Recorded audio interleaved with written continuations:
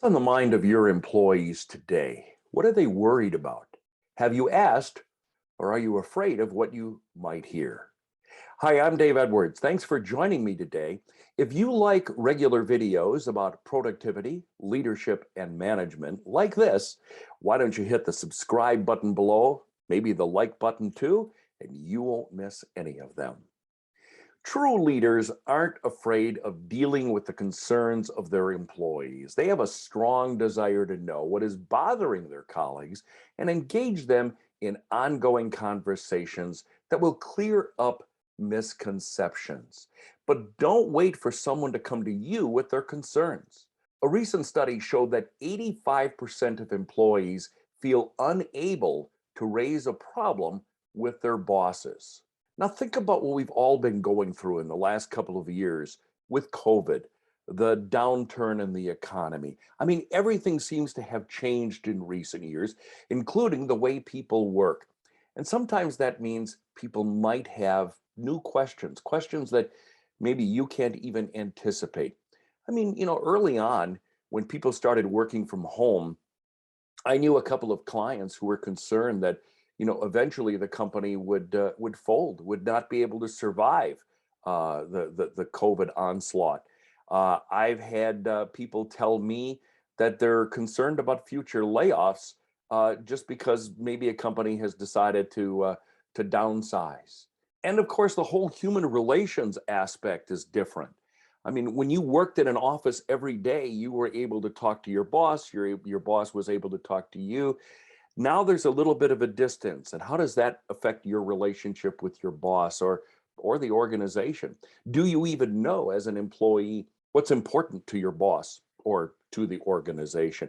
These are the kinds of questions that your staff might be thinking about and might be afraid to even ask you about.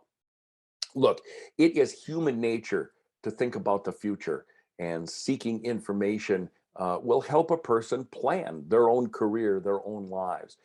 When an employee can't get straight answers, they're going to fill the vacuum with rumors. So when a leader chooses to stay silent during a tough time, they're only inviting speculation. Neuroscience shows that even bad news is better than no news at all. If you're not open with your team, uh, asking them straight up, hey, what's bothering you?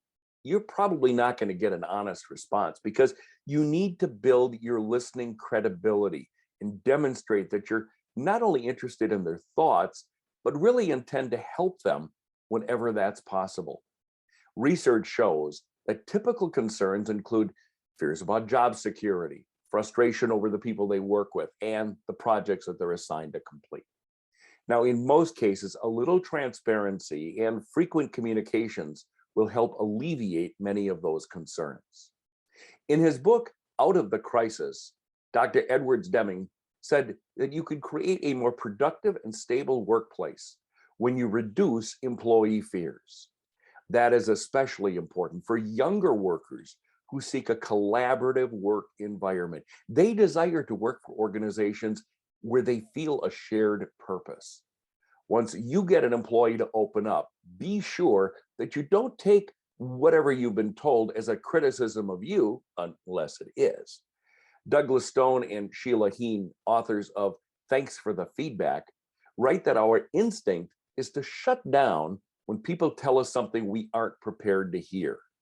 If leaders do that, two-way communication will stop. The investment of your time and your concern will pay dividends. Organizations that aren't afraid of addressing their employees' problems will see more productivity and less turnover. This is just one of many ideas that I write about in my book, Be a Leader, Not Just a Manager. I mean, look, a lot of people get promoted into the managerial ranks and they've had no training on how to deal with people. That was certainly my case, and it might be your case too. Sometimes you have to learn the hard way. Well, the reason I wrote my book was to hopefully help other people who are now managers who really want to be seen as leaders in their organization. If that's you, I know that this book can help. Check it out. Be a leader, not just a manager.